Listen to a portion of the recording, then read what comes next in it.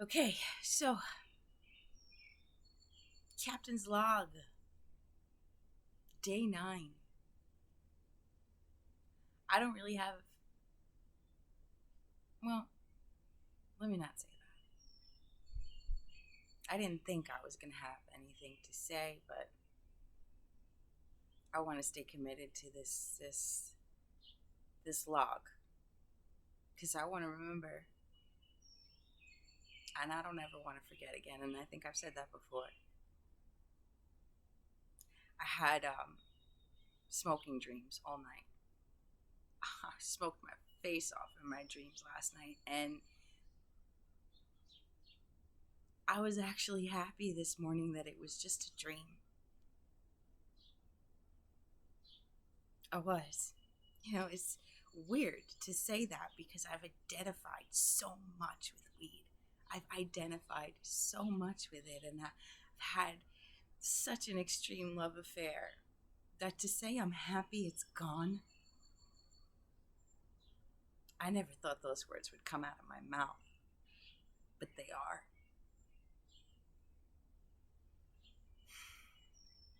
I like to stand here and say it's never going to happen again, but I don't know what my life is going to bring. I don't know what kind of moments of weakness are in my future. But all I have to do is not smoke, right? I don't want to lose this day count. I don't want to go back to 0. It's 9 days, which to a lot of people, it's nothing.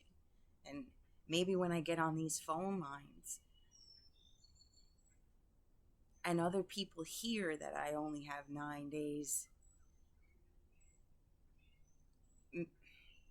maybe they doubt I'm going to make it, but it doesn't matter. 9 days is huge for me. 9 hours was huge for me.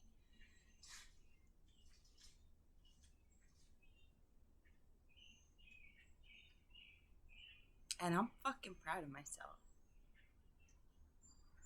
There's nobody around here that's patting me on the back for it or even really knows I'm not telling a whole lot of people. My kids know. My sister knows. My ex knows. I don't feel like I need to tell anybody. I don't feel like I need to broadcast it, which is another thing that's weird for me. My ego always wants to hear, hey, good job. You're so smart. You're so talented. You're so wise. You're so this. Who doesn't like to hear that stuff? But I'm not looking for it. I don't need it. I don't need anyone's outside validation on this. Because this relationship that I've had with weed is between me and God.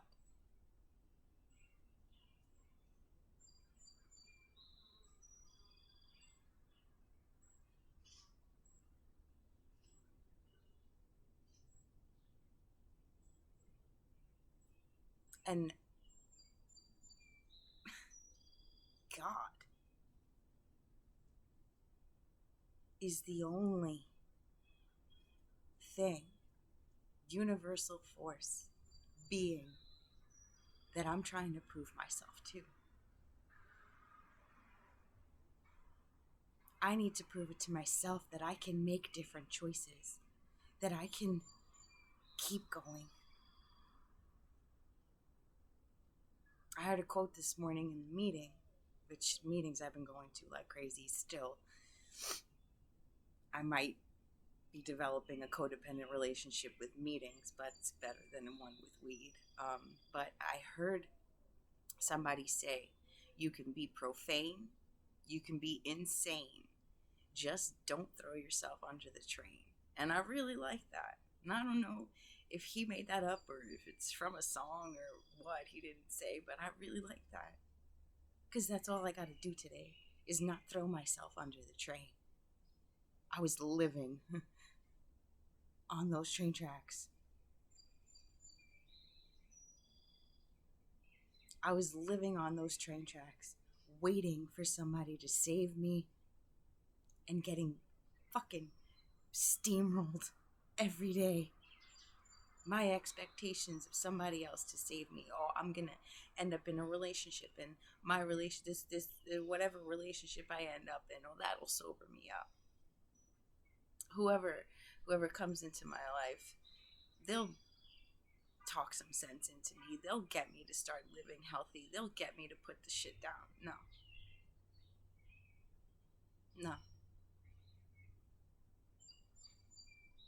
There's that quote, God helps those who help themselves. Yeah. I had to save myself. And, I mean, who's gonna save me if it looks like I'm happy living on the train tracks, right? I never reached out a hand.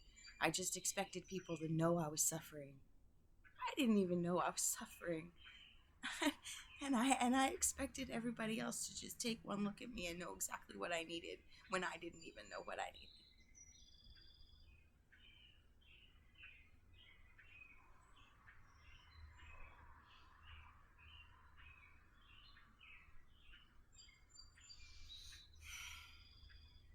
Was I a toxic person? I don't know.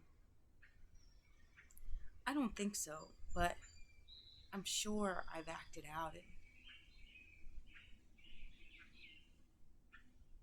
codependent ways that came across as toxic. I never intended on hurting anybody. I was just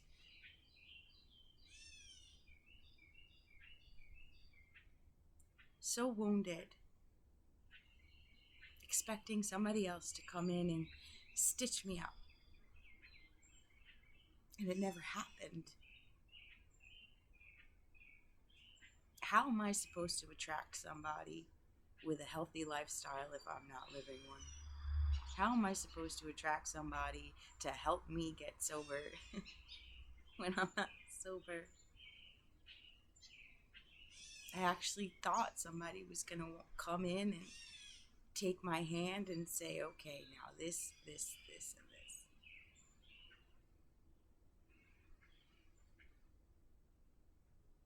But God, the angels, my guides, my ancestors, they were talking to me and telling me what to do the whole time. I didn't want to listen. I needed to see it. I needed somebody to physically come into my life. That didn't happen.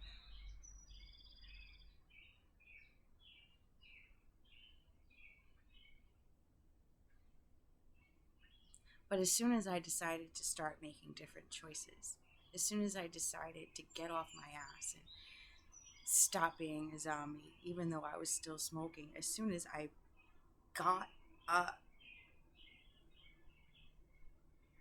from a place of misery that I didn't even know I was in, that's when the people came in. That's when the help came. When I made it clear that I needed help, I've lived so long looking for somebody to help me, but at the same time saying I don't fucking need anybody. It's a little counterproductive, I think. Now that I admitted that I need help, the hands are there, the hearts are there, and the help is there.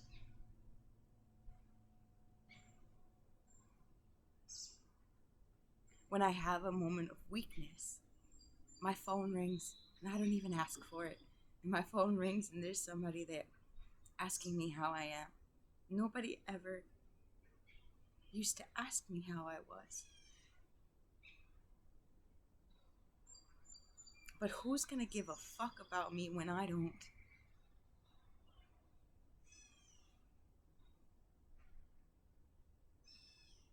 I'm grateful for today. I'm grateful that those using dreams were just dreams. I'm still detoxing. I'm still going through the emotions, but I'm not stopping. Because I don't want to end up on those tracks again, waiting to get steamrolled.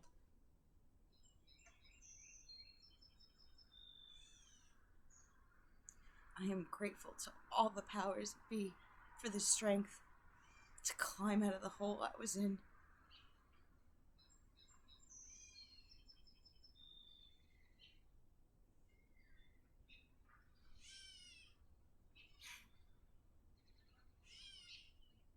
And it's really the fear of going back there that keeps me moving.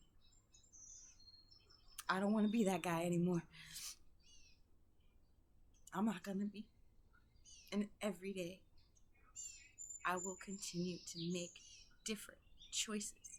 Because this fucked up brain seriously needs some reprogramming. And I've been doing the work, I've been doing the reprogramming, but I'm realizing I've been in denial about a lot of things, mainly about weed. Listening to people, listening to pop culture tell me it's the safe drug, it's non-addictive, it's this, it's a plant, it's that, That's just not true. Maybe for other people. Obviously for other people, they can just, have a good weekend, smoke, and never not touch it again for another 5 years. That ain't me. Mm-mm. Mm-mm. Mm-mm. I love it way too much. Much to my surprise, it was the most toxic relationship in my life. And I am very happy today that me and weed have finally broken up. I never thought I'd say that, but it's true. Today, I am grateful for these 9 days. I am grateful beyond measure.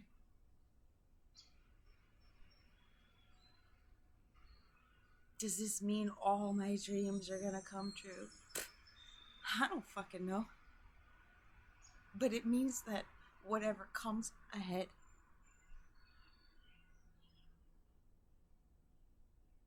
I'll be able to face it sober. I'll be able to face it with a clear head. I'll be able to make clearer decisions.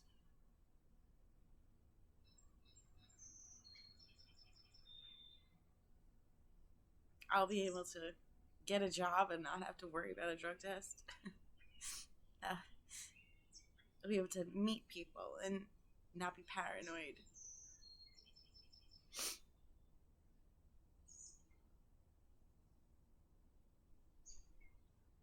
I'll remember and I'll be there for my kids without the excuse, I can't right now because I'm high.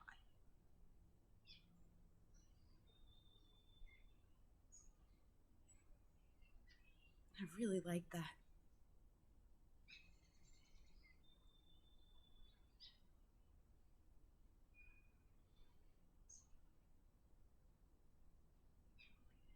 I like that. Right here, right now, I know this is exactly where I'm supposed to be. And I get into these feelings of maybe I've made wrong choices. Maybe walking away from certain people was a bad idea, but every decision I've made has led me here.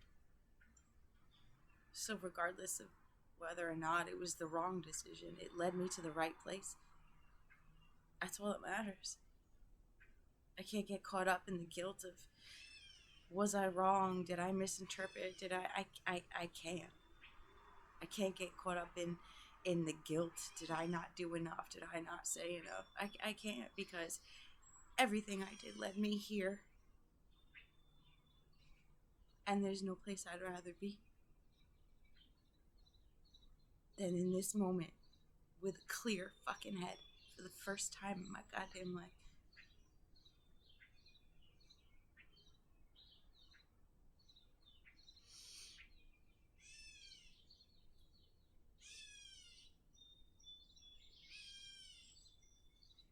Cheers to that, man.